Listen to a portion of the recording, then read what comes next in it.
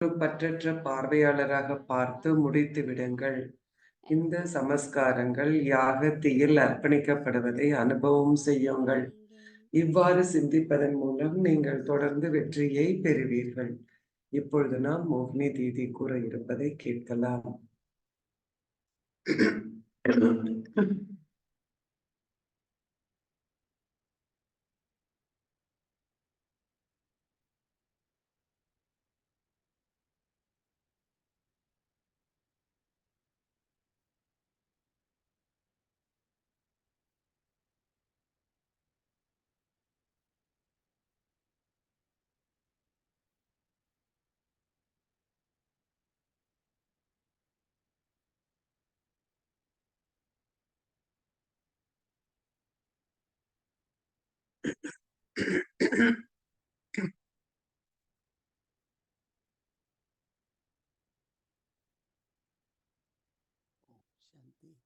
शांति। ओम शांति।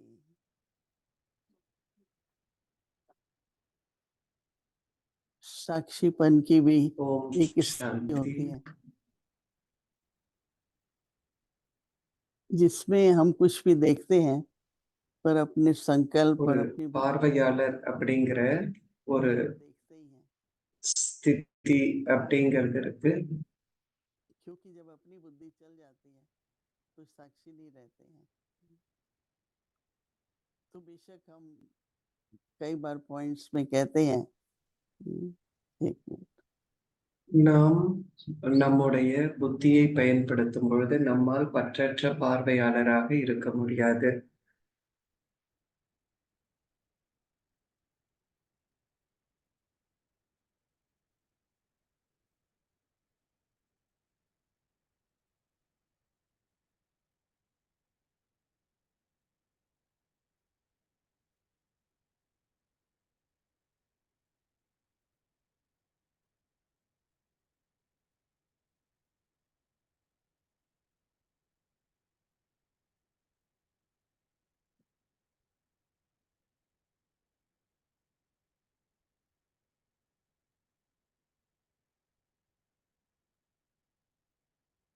कई बार साक्षी स्थिति के बारे में सोचती हूँ कि जब साक्षियों को देखते हैं तो बहुत संकल्प नहीं चलते हैं। பல முறை ஒரு பற்றற்ற பார்வையாளர் ஸ்திதியை நான் சிந்தித்து பார்த்திருக்கேன். நாம் அப்படி இருக்கும் பொழுது அதிகமான எண்ணங்கள் உருவாகுவதில்லை. பாபா மீது, நாடகத்தின் மீது நம்பிக்கை இருக்கிறது. ஒவ்வொரு காட்சியை பார்க்கும்போதும் நாம் இவ்வாறு பார்க்க வேண்டும். பாபா இன்றைக்கு கூறுகின்றார், உங்களுடைய சொந்த சமஸ்காரங்களை ஒரு பற்றற்ற பார்வையாளராக பாருங்கள். மற்றவர்களுடைய சமஸ்காரங்களை ஒரு பார்வையாளராக நாம் அநேக முறை பார்க்கின்றோம். அவ்வாறு நம்மை நாம் பார்க்க வேண்டும். நாம் பார்வையாளராக இவ்வாறு இருந்து பார்க்கும் பொழுது இந்த விஷயங்கள் நமக்குள் செல்வதில்லை.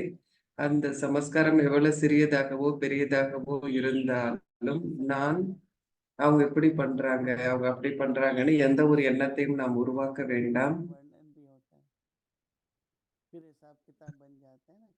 நாம பார்த்துட்டு அதை விரிவாக்கம் வேற செய்து சொல்றோம். இப்படி செய்யறாங்க, அப்படி செய்யறாங்க அப்படிங்கிற போது அப்ப நாம அவங்களை பத்தி சிந்திக்கிறோம். ஆனா நாம ஏன் மத்தவங்களை பத்தி சிந்திக்கணும்? பாபா அவ்வளவு குழந்தைகளுக்கு பராமரிப்பை கொடுத்தார். ஆனால் ஒரு பற்றற்ற பார்வையாளராக இருந்தார்.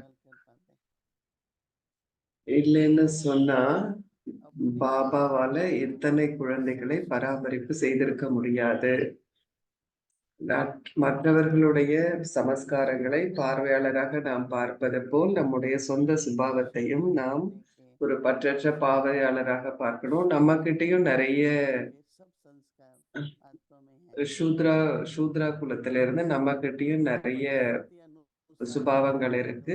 பல குலங்களை கடந்து நாம போயிருக்கோம். அதனால அதெல்லாம் நமக்கு இருக்கு. அதனால சில சூழ்நிலைகள் எல்லாம் உருவானது. நாம சரியான முயற்சி செய்யல, நம்மளுடைய பேட்டரி குறைவாக இருக்கு அப்படின்னு சொன்னா நம்மளுடைய சுபாவம் அப்படிங்கிறது உடல் உணர்வுல இருக்கும். அதுக்குள்ள நமக்குள்ள ஒரு போர் நடக்கும்.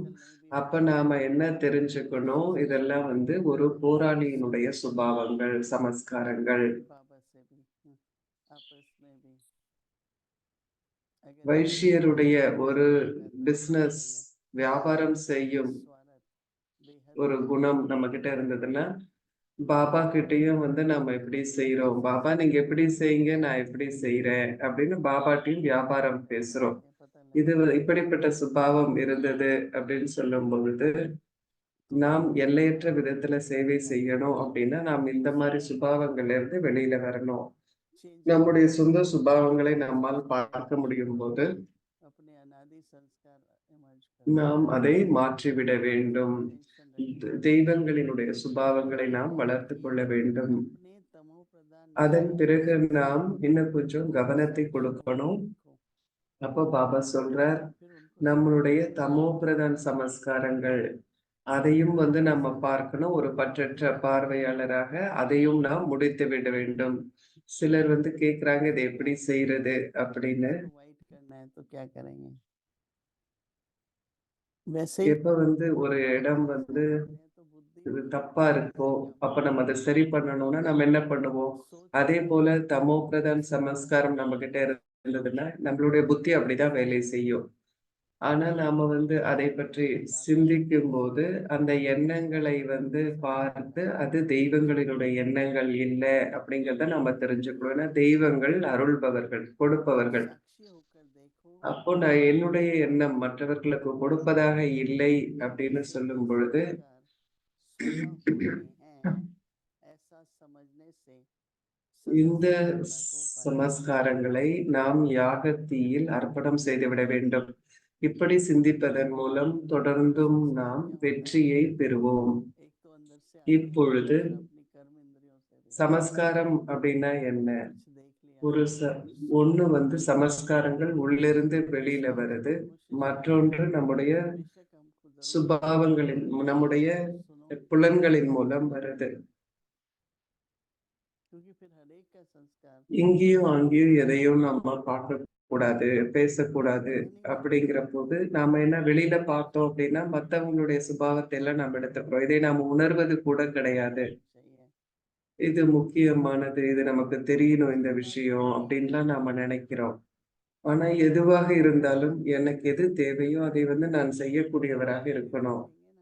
देखेंगे ना तो देखा देखा बोलने लगते हैं ஏன்னா நாம எங்க உட்கார்ந்தாலும் கூட तो ध्यान ही नहीं நாம வந்து எதை பார்க்கின்றோமோ அதை பத்தி பேச ஆரம்பிச்சிருவோம். ஆனா நாம வந்து ஒரு கவனத்தை கொடுக்கும்போது எனக்குள்ள எந்த விதமான விஷயங்கள் போகக்கூடாது. ஏன் போகணும்? ஏன்னா இப்ப இருக்கிற நமக்கு நேரம் எப்படிப்பட்டது அப்படின்னா, நாம் ஒரு பார்வையாளராக இருக்கணும். இந்த ஸ்திதி நமக்கு மிக முக்கியமான ஸ்திதி. சோ எந்த ஒரு மனிதராக இருந்தாலும் அவங்களுக்குன்னு ஒரு சுபாவம், சமஸ்காரம் இருக்கு. எல்லாத்தையும் அவங்க அப்படிப்பட்ட நோக்கத்திலே பார்ப்பாங்க. सुनो जो जरूर நாம பாபாட்ட வரும்போது தாதி வந்து என்ன சொல்வாங்க அப்படின்னா, என்ன அவசியமோ அதை மட்டும் கேளுங்க, எது அவசியமோ அதை மட்டும் பேசுங்க அப்படின்னு சொல்லுவாங்க.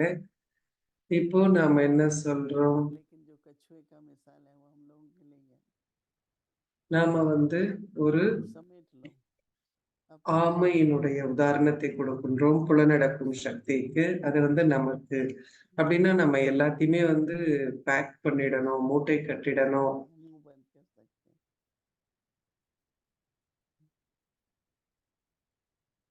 मैं तो शुरू से ऐसा बना रखा है उतना ही எல்லாத்துல இருந்தும் நாம வந்து நம்மை सब अंदर உள் நோக்கு முகமாக கொண்டு வரணும். ஆரம்பத்திலேருந்து எனக்கு இந்த பழக்கம் இருந்தது.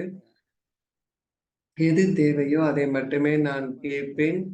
फिर वो सब निकाल எது அவசியமோ அதை மட்டுமே பேசுவேன். இல்லைன்னா எல்லாமே உள்ள போயிடுச்சு அப்படின்னு சொன்னா அப்புறம் நாம தான் அதை வெளியில எடுக்கணும். அப்புறம் உள்ள போன எல்லாத்தையும் நாம தான் வெளியில கொண்டு வரணும். आप सब அதனால நாம வந்து இந்த சமஸ்காரங்களை வேண்டாம் அப்படின்னா அதை நம்ம உள்ளவே எடுக்க வேண்டாம். सब कर्म इंद्रियों ஏன்னா நம்ம எல்லாரும் ஒரு கேதரிங் இருக்கு.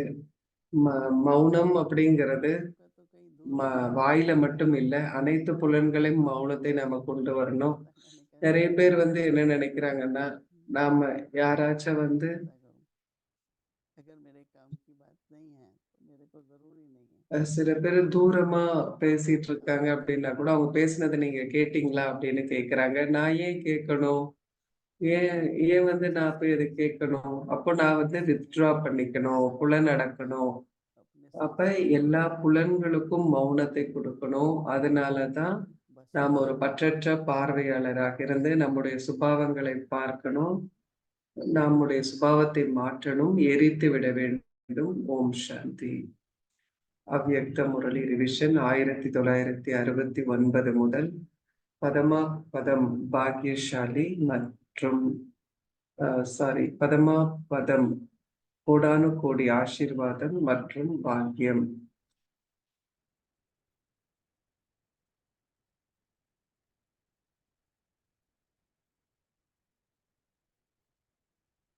ओम शांति।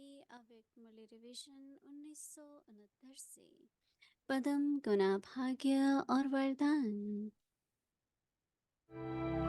கோடானு கோடி பாக்கியம் மற்றும் ஆசீர்வாதம்.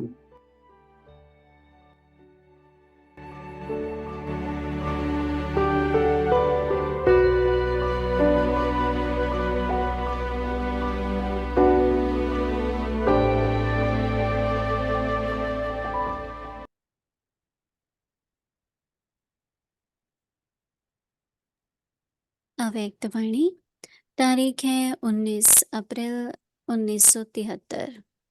प्रत्यक्ष ஏப்ரல் 19, 1973. प्रश्नों से चलते हुए வெளிப்பாட்டுக்கான முயற்சி. सुनाया था कि நீங்கள் இந்த வருடத்தில் உங்களுடைய முயற்சியினுடைய விஷயங்கள் தெளிவாக இல்லை.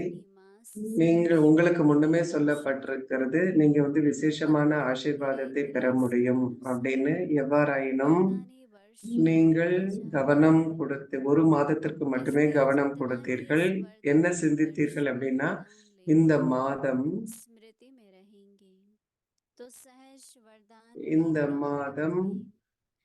ஆசீர்வாதத்தை பெறுவதற்கான மாதம் அப்படின்னு நினைச்சீங்க. நேரம் போக போக இந்த ஆசீர்வாதத்திற்குரிய வருடம் அப்படிங்கிறத நீங்க மறந்து போறீங்க. எந்த அளவிற்கு நீங்கள் இந்த விழிப்புணர்வை மேற்கொள்கின்றீர்களோ, அதாவது ஆசீர்வாத வருடம் அப்படிங்கிறத உங்களோட விழிப்புணர்வுல வச்சிருந்தீங்கன்னா அந்த அளவு உங்களுக்கு ஆசீர்வாதங்கள் கிடைக்கும். எந்த அளவிற்கு நீங்க இதை மறந்து விடுவீர்களோ அந்த அளவு தடைகள் ஏற்படும். இதனால்தான் நீங்கள் தடைகளை வந்து உங்க முன்னாடி வர எல்லா தடைகளையும் நீங்கள் முடித்து விட வேண்டும். பிராமண குடும்பத்தின் உடைய ஆத்மாக்கள் முன்னால வரும் எல்லா தடைகளையும் முடித்தணும். முதல் மாதத்துல நீங்க உங்களுடைய நினைவை வந்து அதிகரித்தீங்க. ஆழமான அன்பின் தீ ஏற்பட்டிருந்தது. அது போல் நீங்கள் இந்த சூழலை, வாத்தாவரணை அவ்வளவு சக்திசாலி ஆகிவிட வேண்டும். ஒரு சைடு வந்து ஆசீர்வாதங்கள் இருக்கு, மறுபுறம் தடைகள் இருக்கின்றன. இந்த ஒன்று மற்றொன்றோடு தொடர்புடைக்கிறது. நீங்கள் ஒரு தடைகளை வென்றவர்களாக, உங்களுக்கு மட்டுமே தடைகளை வென்றவர்களாக இருக்கக்கூடாது. ஆனால் நீங்கள் எல்லா ஆத்மாக்களுக்கும் வர, உங்களுடைய பிராமண குடும்பத்துல வரும் எல்லா ஆத்மாக்கள் எதிர்நோக்கும் தடைகளையும் நீங்கள் எரித்து விட வேண்டும். உங்களுடைய வேகத்தை இப்பொழுது அதிகரிக்கணும். நீங்கள் நகர்ந்து முன்னோக்கி போகும்போது உங்களுடைய வேகத்தை நீங்கள் குறைக்க கூடாது. அதனால் வெளிப்பாடு என்பது நாடகத்துல கால தாமதத்தோடையே நடைபெறும். உங்களை நீங்கள் வெளிப்படுத்த வேண்டும். நீங்கள் அனைத்து சக்திகளும் உங்ககிட்ட இருக்கிற அந்த ரூபத்தை வெளிப்பாடு செய்யுங்க. ஒன்று அல்லது மற்றொன்று அல்ல, ஆனால் அனைத்து சக்திகளும். நீங்கள் மாஸ்டர் சர்வ சக்திவான் இல்லையா? அல்லது நீங்கள் 2 அல்லது 4 சக்திகளை மட்டுமே உடைய குழந்தைகளா? நீங்கள் சர்வ சக்திவானை வெளிப்படுத்துங்கள். அச்சா, யார் மாஸ்டர் ஆனந்த ஸ்வரூபம், மாஸ்டர் வெற்றி ஸ்வரூபமாக இருக்கிறார்?